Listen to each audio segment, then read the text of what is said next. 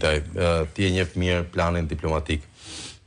Zonja Spiropali sigurisht kishte çelësat e diplomacisë shqiptare deri në një moment. Dhe një ministër jashtë me dim gjithë nuk është thjesht një ministër si të gjithë tjerët. Është përfolur që ajo ka dhe ka pasur dhe vazhdon të ketë sa marrëdhënie ndërkombëtare specifike veçanërisht me partnerët evropian. A mendon se është kjo një nga arsyet që e lejon Elisa Spiropalin të mbajë ato qëndrime sot? Shiko, dhe është kjo që bën dallimin mes saj dhe Braçës? Shiko, ka një diferencë te lëvizjet. Nëse flasim për lëvizjen që bën zonja Spiropali, është një lëvizje që nëse zoti Rama mendoj unë do doj ta shuaj, e ka shumë të lehtë. Pra mjafton të ofroj një post dhe aty do duket vërtet sa serioze është kjo lëvizje që bën zonja Spiropali. Ndërsa te zoti Braçë është pak më ndryshe, sepse zoti Braçë ka ngritur shumë stekën. Pra zoti Braçë i kërkon Bashkinë e Tiranës. Në kohë që zoti Rama e ka vendosur kandidatën e tij. Po kjo nuk duket si lëvizje kundër Ramës, kjo është thjesht më jep një llokum të mirë mua. Kjo është një rebelim, sepse ti kërkosh Ramës Bashkinë, pra ti kërkosh Ramës diçka publikisht. Është gjë më jo normale që mund ndodhin Partinë Socialiste, sepse ka kërkuar publikisht, pra sfidë. Që nëse ti se jep, unë dhe mund të futem vetë në garë. Pra kjo është një sfidë që i ka bërë Braçë publikisht, ndërsa zonja Spiropali flet për parime. Pra ka një diferencë shumë të madhe në lëvizje. Dhe unë ta thash atë që diskutuam edhe para emisionit, pra Braçë për mua është më serioz në lëvizje. Spiropali, a kontakt me ndërkombëtarët? Spiropali ka këto kontakte me ndërkombëtarët, është e vërtet. Ka një, që ta themi edhe për opinionin publik, ka një lloj ngrirje, një ngërsh të dukshëm të zotit Rama me faktorin gjerman.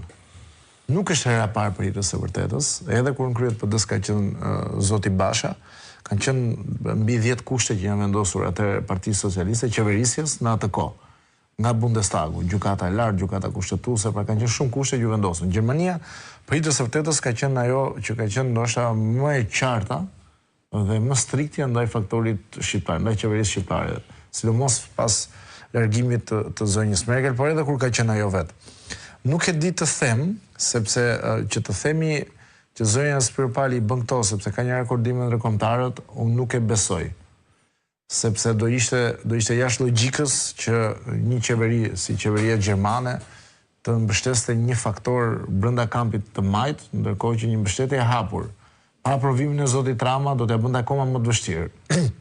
Se zoti Rama tash e ka deleguar çështjen Spiropali, ka deleguar te Taula Mballa.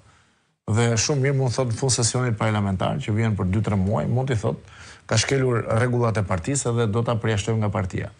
Pra një individ si zonja Spiropali, po të mos ketë edhe logon e Partisë Socialiste, mund të ketë faktorin ndërkombëtar nga mëngjesi ndark, po e ka të pamundur që të marri partinë është një fjalë e madhe, po të fillojë një lëvizje të tillë.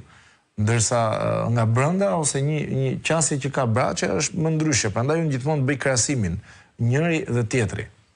Dhe Blushi, për shembull, e përmendi zoti Kasmi me të drejtë, ka qenë një sfidë e vërtetë që kishte zoti Rama në atë periudhë kohe. Blushi mori 2 deputeta në atë periudhë kohe. I mori dhe zonjën Nafizi, pra ishte vetë ai, mori dhe zonjën Nafizi, ndërkohë që Partia Socialiste në atë periudhë kohe kishte 66 mandate.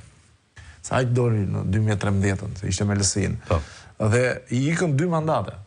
Pra ka qenë shumë serioze si lëvizje, por u shua me kalimin e kohës. Ndërsa zonja Spiropali nuk e shikoi një gjë të tillë ende, e shikoi më shumë tendensat te Braçë sesa te zonja Spiropali. Prandaj them, unë jam pak i kujdesshëm, sepse po ju them një episod, një përplasje të tillë zonja Spiropali ka patur më herët dhe me zotin Rama në vitin 2012. Kam qenë gazetar terreni në atë periudhë kohe dhe më kujtohet shumë mirë. Kur u bë fuzioni GNF9 me Partinë Socialiste, mbeti kryesie, Rion Velia në atë kohë u zgjodh sekretar për rinin dhe migracionin, zonja Spiropali ishte te freshi, patën përplasje në mbledhjen e kryesisë, zoti Ruçi iku nga mbledhja, debate artada dhe kritike ndaj zotit Rama, flasim për pesha të rënda, zonja Leska e të tjerë. Dhe zonja Spiropali dha një intervistë shumë kritike ndaj Ramës. Kam qenë te News 24 atëherë, televizion që ishte kritik me opozitën në atë periudhë kohe. Pra nuk është dhe kjo një gjë e re që shumë televizion janë kritike me opozitën.